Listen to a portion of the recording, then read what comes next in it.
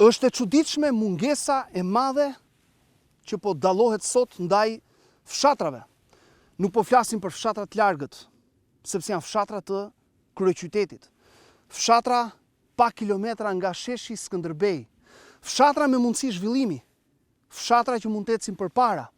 Në fakt, sot janë fshatra të braktisur. Fshatra nga ku njerëzit po ikin, fshatra ku shkollat po mbyllen, fshatra ku fushat janë djerë, fshatra ku sot ka pranë, në rastin konkret, liçenin e Bovillës, por fshatrat përreth nuk kanë ujë. Po atëherë, si do të jetojnë banorët në to fshatra? Pa rrugë, pa arsime shëndetësi, pa ujë, pa mbështetje për prodhimin vendas. Si do të jetë e ardhmja? Shihet gjithmonë më shumë mungesa e investimeve në fshatra.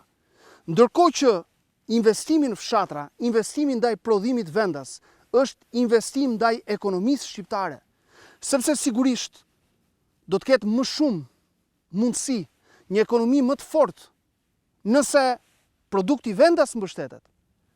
Nuk mbështetet produkti që po na mbyt nga të gjitha anët që vjen nga jashtë. Ne kemi interes të mbështesim prodhimin që bëjnë fermerët tanë, bujqit tanë, qoftë ai banori i thjesht në fshat. Por në fakt jo, nuk e mbështesim.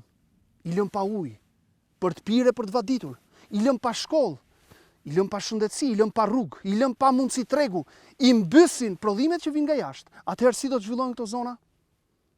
Kjo nuk ka lidhje me partitë. Kjo ka lidhje me vendin. Sepse ky produkti nuk ka ngjyra partish. Ka ngjyrat e sakrificave, e lodhjes, e mërzitjes, e pamundësisë së banorëve që përpiqen. Të gjitha këto produkte, të gjitha banorë, të gjitha njerëz që përpiqen ende në fshatra duhen mbështetur. Dhe rrjedhimisht mbështetet edhe ekonomia e vendit. Vendi ka nevojë për projekte serioze për zonat jashtë qyteteve.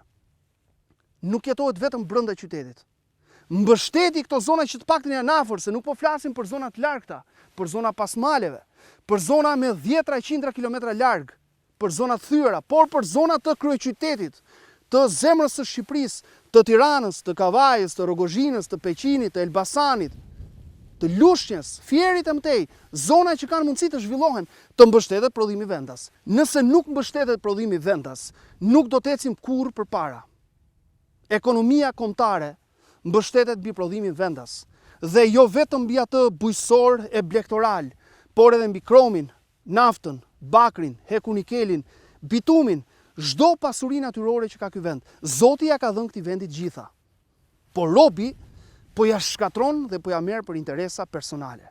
Shqipëria ka çdo pasuri të mundshme, por gjitha këto pasuri nuk po i shfrytëzon, sepse njerëzit me pushtet nuk duan që të shfrytëzojnë këto pasuri.